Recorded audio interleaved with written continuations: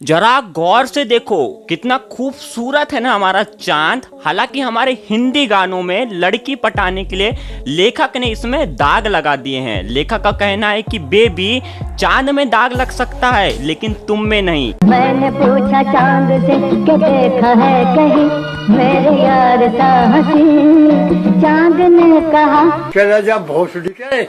लेकिन क्या आपको पता है अमेरिका एक ऐसा प्लान बना रहा था जिससे वो पूरे चांद को न्यूक्लियर बम से उड़ा देता। लेकिन आपको हैरानी तब होगी जब इसका आपको कारण पता चलेगा कि क्यों हमारा नासा चांद को उड़ा देना चाह रहा था। और आज मैं आपको ये भी बताऊंगा कि अगर अमेरिका चांद को उड़ा देता तो हमें किस किस मुसीबत से जूझना पड़ता। तो इन सब कारणों को जानने के लिए इस वीडियो में लास्ट तक बने रहें और चैनल पे नए हो डू सब्सक्राइब। रीति रिवाज के अनुसार सन 1950 के दशक एक किताब में दावा किया गया कि 1950 के दशक के अंत में अमेरिका इस बात पर विचार कर रहा था कि चंद्रमा को परमाणु बम मतलब न्यूक्लियर बम से उड़ा दिया जाए। हाल ही में यह सवाल चर्चा में है कि 1950 के दशक के अंत में अमेरिका ने चांद को बम से उड़ाने की क्यों योजना बनाई थी। इस तरह के प्रस्ताव पर अमेरिका ने गंभीरता से विचार किया था। एक किताब में दावा किया गया है कि अमेरिका इस बात की योजना बना रहा था कि चांद को परमाणु बम मतलब न्यूक्लियर बम से ही खत्म कर दिया जाए।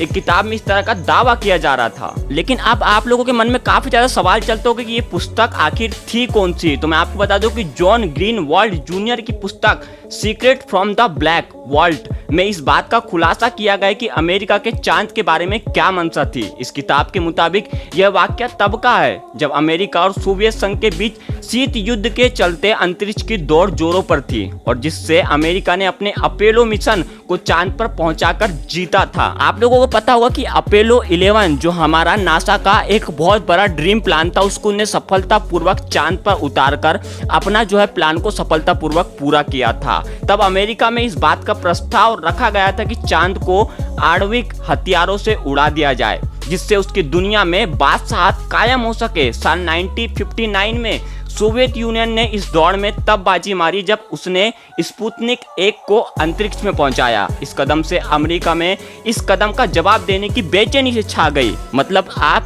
इस बात से पता लगा सकते हो कि अमेरिका और जो सोवियत संघ था उनके बीच में सिर्फ चांद में जाने के लिए इतनी होड़ मची थी जिसके कारण से जो हमारा अमेरिका था मतलब नासा था उसने चांद को ही उड़ाने का प्लान बना दिया था। अब लेकिन सेकंड पॉइंट ये आता है कि मीडिया रिपोर्ट के मुताबिक जैसा कि इस किताब में कहा गया अमेरिका ने इस बात की भी योजना बना ली थी कि यदि सोवियत संघ ने चांद को अपने रणनीतिक और सैन्य उद्देश्यों के लिए चंद्रमा का उपयोग किया तो वह चांद को उड़ा देगा जिससे उसका वर्चस्व कायम रह सके। मुझे तो इस बात से ये समझ नहीं आ रहा है कि अमेरिका और सोवियत संघ दोनों के बीच में वर्चस्व बढ़ाने के लिए हमारा इतना अच्छा जो चांद है उसको क्यों उड़ाया जा रहा था। तो भाई ये तो थी अमेरिका के भाई चांद में पहुंचने और चांद को नष्ट करने वाली स्टोरी। लेकिन आप लोगों को इससे ज्यादा हैरानी तब होगी जब आपको पता चलेगा कि अगर सही में हमारा अमेरिका इस प्लान को करने में सक्सेसफुल हो जाता तो कितना ज्यादा हमें नुकसान देखने को मिलता। सबसे पहले तो हम आपको बताते कि अगर चांद को अमेरिका नष्ट कर देता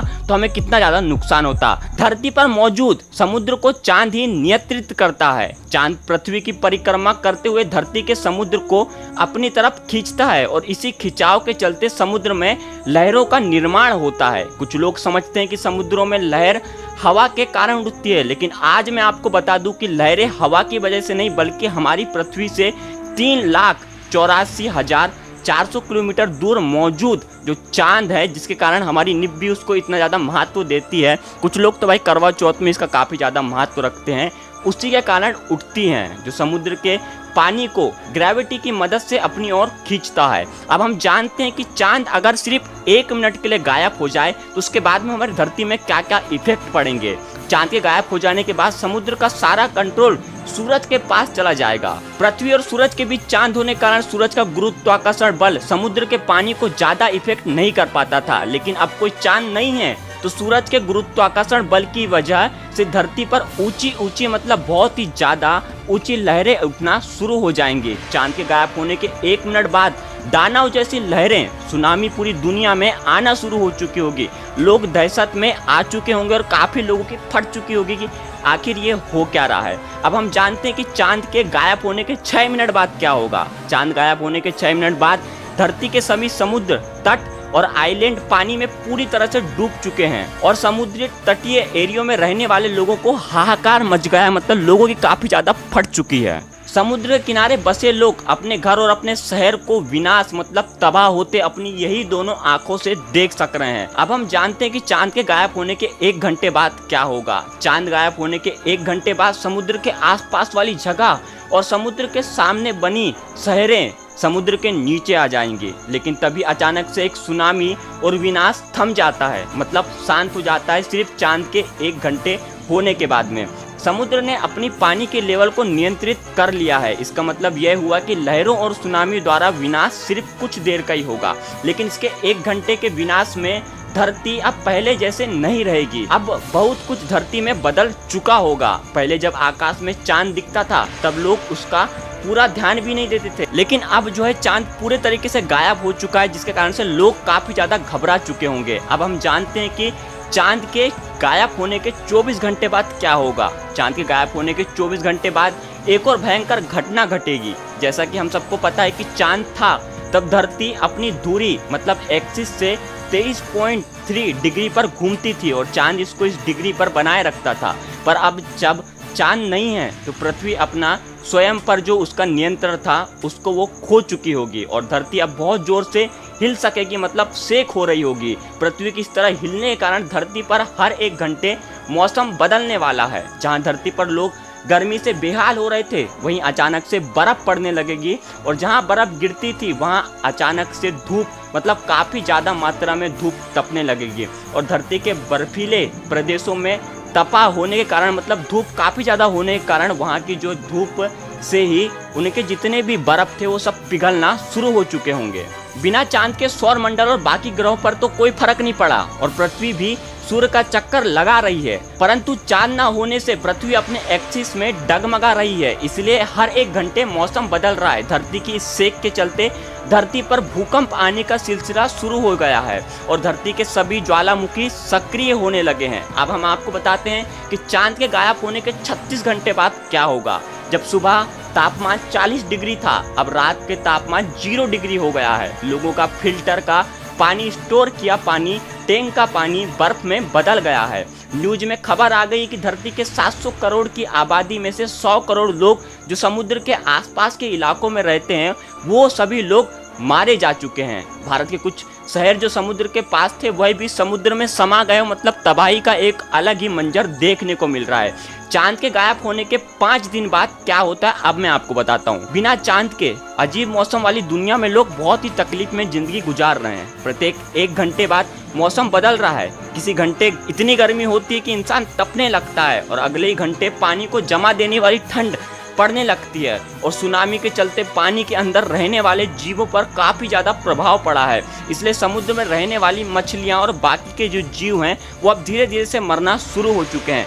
मौसम की इस भयंकर बदलाव के कारण किसान खेत में अनाज नहीं उगा पा रहे हैं। इसीलिए 5 दिन में ही धरती पर खाने की कमी हो गई है। अब अनाज साइंस द्वारा आर्टिफिशियल मौसम का निर्माण करके पैदा किया जाएगा। इसके खाने का प्राइस 100 गुना बढ़ जाएगा। अब मैं आपको बताता हूँ कि चांद के गायब होने के 6 दिन बाद आखिर क्या होगा। चांद के गायब हुए 5 दिन बीत चुके हैं और दुनिया भर लोग अनेक परेशानियों और आपदाओं का सामना कर रहे हैं, पर यही परेशानी तो कुछ भी नहीं है। चांद गायब होने के 5 दिन बाद सबसे भयंकर घटना घटती यानी छठा दिन। जी हाँ, सही सुना आपने, छठा दिन हो गया है, लेकिन यहाँ छठा दिन 24 घंटे बाद नहीं बल्कि 6 घंटे बाद ही होगा, क्योंकि जो हमारा चांद से गायब हो जाने के बाद में पूरे जो है धरती का गुरुत्वाकर्षण बल खत्म हो चुका है, जिसके कारण मौसम काफ़ी ज़्यादा बदल रहे हैं, जिससे अब जो है 24 घंटे का दिन सिर्फ 6 घंटे बाद ही खत्म हो जाएगा। मतलब अब दिन 3 घंटे का और रात सिर्फ 3 घंटे की है। लोग समझ नहीं पा रहे हैं कि आखिर क्या हुआ। 24 घंटे में सूरज 4 बार निकलता है और डूबता है। अब मैं आपको बताता हूँ कि चांद के गायब होने के 1 महीना बाद क्या होगा।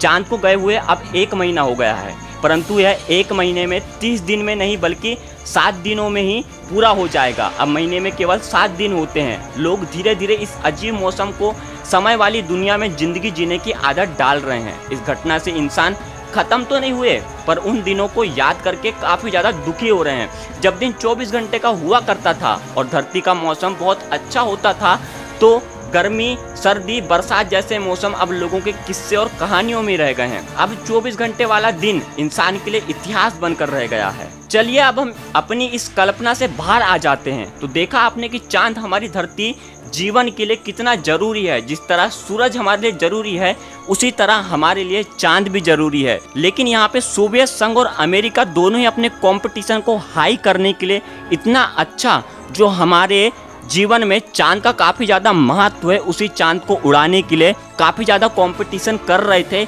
लेकिन मैं आपको इस बात की खुशी ज़रूर देना चाहूँगा कि ये जो प्लान को कुछ दिनों के बाद में ही अमेरिका के द्वारा बंद कर दिया गया, और जिससे अभी हमारा चांद सेफ है। लेकिन आने वाले समय में ऐसा हो सकता है कि जब कोई भी देश कंपटीशन चांद में करे तो कहीं ना कहीं हमारा नासा वाला मतलब अमेरिका वाले आके उसमें इल्लियाँ ना करें। तो मुझे उम्मीद है आप लोगों को आज का वीडियो काफ़ी ज़्यादा पसंद आया होगा और इन्फॉर्मेशन से भरा हुआ लगा होगा। तो इस वीडियो को लाइक ज़रूर कर देना, शेयर ज़रूर कर देना, और चैनल पर नए हो तो डू सब्सक्राइब रीति रिवाज के अनुसार। तो मिलते हैं अपने नेक्स्ट वीडियो में किसी नए टॉपिक में।